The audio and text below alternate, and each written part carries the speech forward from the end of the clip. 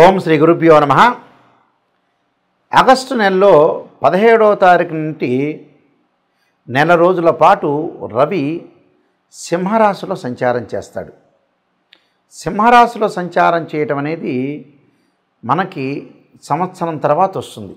రవి 30 డిగ్రీల పాటు ఒక రాశి నుంచి మరో రాశికి వెళుతూ ఉంటాడు. 30 రోజుల పాటు రవి ఒక రాశి నుంచి మరో రాశికి తిరుగుతూ ఉంటాడు.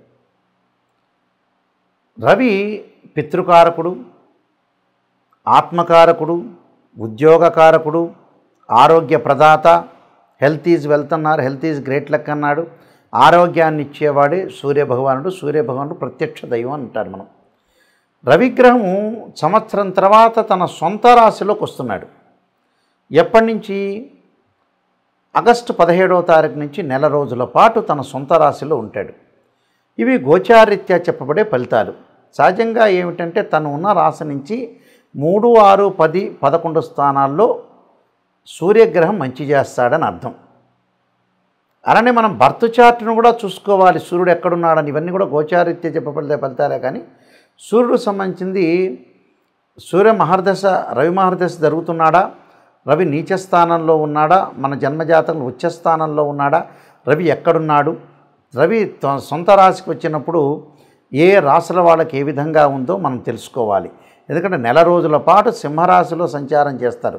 అంటే ఆగస్టు 17వ తారీఖున మన ప్రారంభమై నెల రోజుల పాటు రవి సంచారం చేస్తాడు. ఈ సంచారం వల్ల ఎలాంటి ఫలితాలు ఉంటాయి, ఆరోగ్యపరంగా ఏ విధంగా ఉంటుంది? అదృష్టాన్ని ఇచ్చే గ్రహం ఏమిటంటే సూర్యభగవానుడే. ఈ సూర్యభగవానుడు ఏ స్థానాల్లో ఉంటే సుఫలితాన్ని ఇస్తాడు? ఈ గోచారాన్ని మనం పుట్టినప్పుడు ఉండే బర్త్ చార్ట్ని క్లబ్ చేసుకోవాలి. అంటే అక్కడ రవి మహర్దశ బాగా కలిసి వస్తుందా లేదా, ఇక్కడ గోచార రవి ఎలా ఉన్నాడు అంటే గోచార రవిని అక్కడ జన్మజాతకంలో రవి ఏ స్థానంలో ఉన్నాడు, ఏమన్నా మహర్దశ జరుగుతుందా అనేది అనాలిసిస్ చేసుకొని మనం ముందుకు వెళ్తే రవి కలిసి వస్తాడా లేదా అనేది మనం తెలుసుకునే అవకాశం అనేది ఖచ్చితంగా ఉంటుంది. వృషభ రాశి వాళ్ళకి చతుర్థ స్థానంలో రవి యొక్క సంచారం వల్ల ఏ విధంగా జరగబోతుంది? చతుర్థ స్థానంలో సంచారం వల్ల ముఖ్యంగా వాళ్ళ కుటుంబంలో చిక్కులు రాకుండా చూసుకోవాలి. అంటే భార్యాభర్తల మధ్యలో అన్యోన్య దాంపత్యం చాలా ఇంపార్టెంటే. వైఫ్ అండ్ హస్బెండ్ రిలేషన్ చాలా మోస్ట్ ఇంపార్టెంటే. లాంగ్ రన్లో ట్రావెల్ చేయాల్సిన నెససరీ అనేది ఖచ్చితంగా ఉంటుంది. కాబట్టి భార్యాభర్తల ఏకాభిప్రాయం అనేది చాలా ఇంపార్టెంట్. భర్త ఒక మాట అనుకోండి, భార్య సర్దుబాటు చేసుకోవచ్చు. భార్య ఒక మాట అంటే భర్త సర్దుబాటు చేసుకోవాలి. మ్యూచువల్ అండర్స్టాండింగ్ అనేది చాలా ఇంపార్టెంట్. కరెక్ట్గా బాండింగ్ ఉండాలి. లైఫ్ని ఎలా ఎన్హాన్స్ చేసుకోవాలో మనం ఒక రికగ్నైజ్డ్ చేయాలి. ఒక ప్రాబిలిటీ, లైఫ్కి ఒక క్యాలిక్యులేషన్ అనేది చాలా ఇంపార్టెంట్. ఒక ఎస్టిమేషన్ అనేది చాలా ఇంపార్టెంట్. కాబట్టి ఇలాంటివన్నీ కూడా చూసుకోవాలి. కుటుంబం బాగుందంటేనే సంతానం బాగుంటుంది. సంతానం బాగుందంటే వాళ్ళు చదవగలుగుతారు. అంటే ఒక్కొక్క దానికి ఒక ఇంటర్ లింక్ జీవితంలో కూడా. అలానే ఇక్కడ తండ్రి విషయంలో కూడా కొంత తండ్రికి కుమారులకి మధ్యలో కుటుంబంలో అనుకూలంగా ఉండదు. అంటే ఫాదర్కి సన్కి మధ్యలో రిలేషన్ అనేది చాలా ఇంపార్టెంట్ ఇక్కడ. అంటే తండ్రి కొడుకుల యొక్క అనుబంధం అనేది చాలా ఇంపార్టెంట్. తండ్రి దేహాన్ని ఇస్తాడట, కొడుకు దాన్ని చాలా చక్కగా నిర్వహించుకొని జీవితాన్ని, లైఫ్ని సెట్ చేసుకొని ముందుకు వెళ్తే పితృదేవతల యొక్క అనుగ్రహం కూడా లభించే అవకాశం ఉంటుంది. తండ్రి ముఖ్య కారకుడు లైఫ్లో. తల్లిదండ్రుల యొక్క రీప్లేస్మెంట్ ప్రపంచంలో ఎవ్వరూ ఆ రీప్లేస్మెంట్ చేయలేరు. కాబట్టి తండ్రిని గౌరవించండి, తండ్రితో మమేకంగా ఉండి ఆయన చెప్పినట్టు వినండి, తండ్రితో అనుబంధాన్ని ఖచ్చితంగా పెంచుకొని తీరండి. ఒకవేళ తండ్రి పొరపాటు చేసినా సరిదిద్దడానికి మార్గాన్ని చూసుకొని ముందుకు వెళ్ళాలి.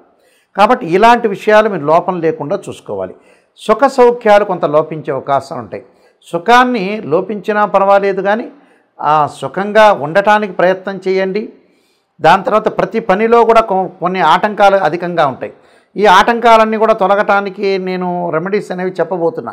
ఆ రెమెడీస్ మీరు పాటించండి. అధిక కోపాన్ని తగ్గించుకోండి. భోజనం అనేది అధికంగా చేసే అవకాశాలు ఎక్కువ ఉంటాయి. నిద్రాభంగము అంటే నిద్రలేమి అంటారు. అంటే తొందరగా నిద్ర పట్టలేకపోవడం జరిగే అవకాశాలు ఎక్కువ ఉంటాయి. అలానే మనస్సును స్థిమితంగా ఉంచండి. ఆరోగ్యపరంగా దీర్ఘకాలిక వ్యాధులు ఉన్న వాళ్ళు ఇబ్బందులు లేకుండా చాలా జాగ్రత్తగా చూసుకోండి.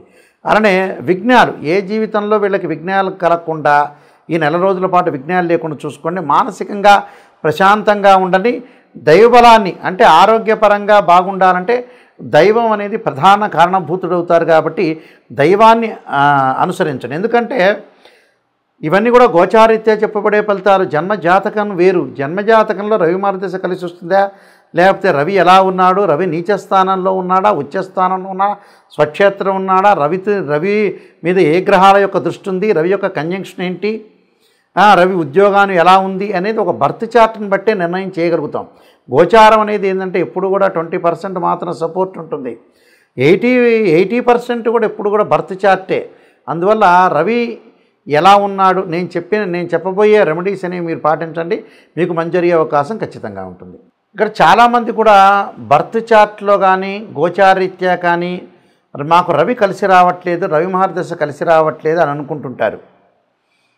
రవి ఎలాగా ఎందుకని మనకి అంటే రవి నీచ స్థానంలో ఉన్న రవికి ఏదైతే స్వక్షేత్రం ఉంది, స్వక్షేత్రం సింహరాశి, రవికి ఉచ్చస్థానం మేషరాశి, దాని ఎదురుగా ఉండే సప్తమం నీచస్థానం అంటాం. అంటే తులారాశి నీచస్థానం. ఈ రవి ఎక్కడున్నాడు, మనకి జన్మజాతకంలో రవి ఏ స్థానంలో ఉన్నాడు, గోచారం అనేది ఎప్పుడూ కూడా 20% మాత్రమే సపోర్ట్ చేస్తుంది. బర్త్ చార్ట్కి 80 మార్కులు పడితే గోచారానికి ఎప్పుడు కూడా 20% మార్కులే పడుతుంటాయి. పదే పదే నేను ప్రతి ఛానల్లో చెప్తూ ఉంటా. గోచారం అనేది ఏమిటి అంటే వాస్తవంగా ఏమిటంటే మనం ఎంత కృషి చేసినా కూడా ఆవగింజంత అదృష్టం ఉండాలంటారు. ఆ అదృష్టమే గోచారం. కృషి అంటే ఏమిటంటే జన్మజాతకం, బర్త్ చార్ట్. బర్త్ చార్ట్లో ఆ లగ్నం నుంచి రవి ఏ స్థానంలో ఉన్నాడు, రవి యోగకారకుడా కాదా, రవి మార్గదశ బాగా కలిసి వస్తుందా లేదా అనేది మనం చూడాలి. అంటే రాశిచక్రము, భావచక్రము, నవాంశము, చతుర్థాంశము, ద్రేకాణము, హోర, త్రింశాంశం అనే అలాగా 16 లగ్న కుండలు ఉంటాయి, డీ చార్ట్స్ అంటారు. అలానే దశలు, అంతర్దశలు చాలామంది కూడా ఇవన్నీ కూడా అనాలిసిస్ చేయకుండా ఏదో చెబుతుంటారు, మామూలుగా చెబుతుంటారు. అలా కుదరదు. ఎప్పుడు కూడా జాతకాన్ని పరిపూర్ణంగా కంప్లీట్గా అనాలిసిస్ చేసే జాతకాన్ని చెప్పాలి. ఇక్కడ ఈ రవి దోషం ఉంది అని అనుకో, ఉదాహరణ నీచ స్థానంలో ఉంటే ఉద్యోగ భంగాలు, ఉద్యోగపరంగా అనుకూలంగా లేకపోవడం జరుగుతుంటుంది. దానికి రెమెడీస్ ఏం చేయాలి? సూర్య నమస్కారాలు, సూర్య హోమము, ఆదిత్యాయుధే శాస్త్రమూర్తాయ ధీమహి తన్నో సూర్య ప్రచోదయాత్ అనే మంత్రాన్ని, అలానే గోధుమలు, ఎర్రని వస్త్రము, ఎర్రని పూలు దానం చేయటం, ఆదివారం రోజున ఉపవాసం ఉండటం, సూర్యభగవాను ఆరాధన చేయటం, అలానే మనకి ఆదిత్యుణ్ణి హోమం చేయటం. అంటే ప్రభాకరాయుధే దివాకరాయ ధీమహి తన్నో సూర్య ప్రచోదయాత్ అనే మంత్రాన్ని, ఆదిత్యాయుధే శాస్త్రమూర్తాయ ధీమహి తన్నో సూర్య ప్రచోదయాత్ అనే మంత్రాన్ని, సూర్యుడికి సంబంధించిన అష్టకం చదువుకోవాలి, సూర్య నమస్కారాలు చేసుకోవాలి. అలానే ఓం సూర్యాయ స్వాహ, సూర్యగ్రహాయ ఇదన్నవమ అనే మంత్రాన్ని చదువుకోవాలి. ఓం ఆదిత్యాయ స్వాహ, ఆదిత్యాయ ఇదన్నవమ అనే మంత్రాన్ని హోమం చేసుకోవాలి.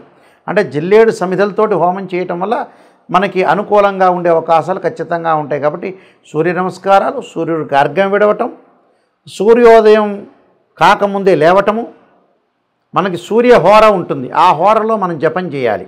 అంటే సూర్యగాయత్రి మంత్ర జపం ఉంటుంది. చక్కగా సూర్యుడిని అనుష్ఠానం చేయాలి. సూర్యుని చక్కగా భక్తి శ్రద్ధలతో కొలవటం వల్ల సూర్యుడి యొక్క అనుగ్రహం వల్ల మనకు ఆరోగ్యం బాగుంటుంది, ఉద్యోగం అనుకూలంగా ఉంటుంది, ఉద్యోగంలో ప్రమోషన్లు వస్తాయి. సూర్యుడి వల్ల చాలా శుభత్వాన్ని జరిగే అవకాశం ఉంటుంది. గతంలో పూర్వ రోజుల్లో మనకి సూర్యలైన్ అంటారు, సన్లైన్ అంటారు. అంటే సన్లైన్ ఎక్కడుందని చూసుకుంటుంటారు. మనం ఓల్డ్ సినిమాల్లోకి వెళ్ళామనుకోండి, ఎన్టీ రామారావు, అక్కినేని నాగేశ్వరరావు, కాంతారావు గారి ఈ పిక్చర్లోకి వెళితే రేలంగి వీళ్ళందరూ కూడా ఏం చేస్తారంటే సూర్యరేఖ లేకపోతే సూర్యుడి యొక్క రేఖను ఉండాలని అట్లకాడతోటి కాల్చి చేతుల మీద ఇలా పెట్టుకునేవాళ్ళు. ఓ రేలంగి సినిమాలో ఒకటి ఉంది. అంటే యాస్టీజ్గా అలా పెడితే రాదు, నిజంగా అస్తాముద్రికం ప్రకారంగా సన్లైన్ అనేది బాగుండాలి. అంటే సూర్యుడు అంత అదృష్టాన్ని ఇచ్చేవాడు అని నేను చెబుతున్నాను.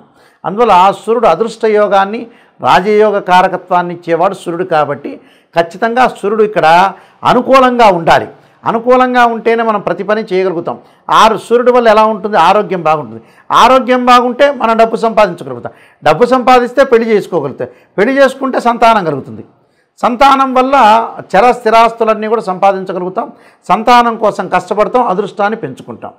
That is the sun planet. అందువల్ల ఖచ్చితంగా సూర్యుడు ఎలా ఉన్నాడో మనం చూసుకోండి. మీ అందరికీ కూడా సూర్యగ్రహం అనుకూలత ఉండాలని ఆశిస్తూ సర్వే జనా సుఖినో భవంతు.